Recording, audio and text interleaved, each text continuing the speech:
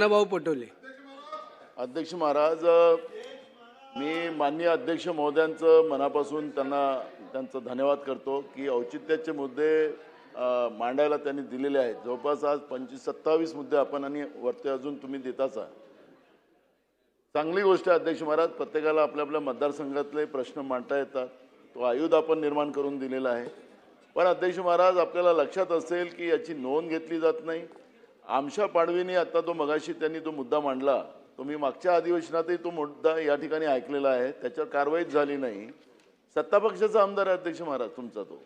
आणि अध्यक्ष महाराज, या सभागृहामध्ये फक्त रील बनवण्यासाठी आम्हाला बोलायचं आहे असं सरकारचं मत असेल तर त्यांच्यासाठी लखलाभ आहे. आमच्या ज्योती गायकवाडांनी आता एक प्रश्न उपस्थित केला. त्यांनी सांगितलं की आम्हाला उत्तर तर द्या. औचित्यामध्ये उत्तर देता येत नाही, पण लेखी उत्तर देण्याची परंपरा तर आहे. मी अध्यक्ष महाराज त्या ठिकाणी बसलो होतो, त्यावेळेस मी असं उत्तर मागितलं.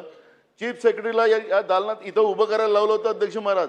हा सभागृहाचा अपमान सातत्यानं या ठिकाणी होत असेल आणि वांजोटी चर्चा या ठिकाणी होत असेल, याचा काय घेणं देणं अध्यक्ष महाराज? कशाला या सभागृहाचा वेळ खाताय तुम्ही लोक? जनतेच्या पैशाची कशाला लूट करताय? आणि म्हणून मी आपल्याला म्हणतो उपाध्यक्ष महोदय, आपण अध्यक्षाच्या खुर्चीवर बसलेला आहात, आपण आदेश द्या आणि आम्हाला या औचित्याच्या मुद्द्याचं 15 दिवसात की महिन्यामध्ये उत्तर दिलं पाहिजे. नियम आहे. आणि या सभागृहात काय वांजोटी चर्चा करायची आहे?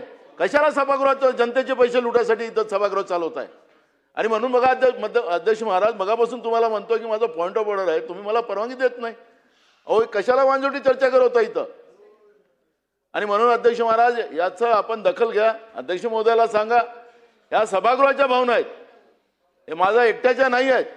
मुनगंटीवार साहेब, तुम्ही सांगा नियमाने चालतंय आणि हे काय चाललंय या सभागृहामध्ये?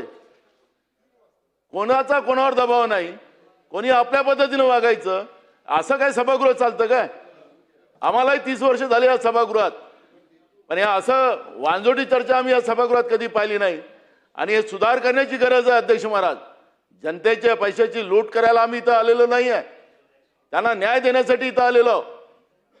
आणि म्हणून तुम्ही याची दखल घ्या. हे सभागृहाचं मत आहे, एकट्या नाना पटोलेचं नाही. औचित्याचे मुद्दे सभागृहात मांडण्यात आल्यानंतर शासनाने त्याबाबत दखल घ्यावी.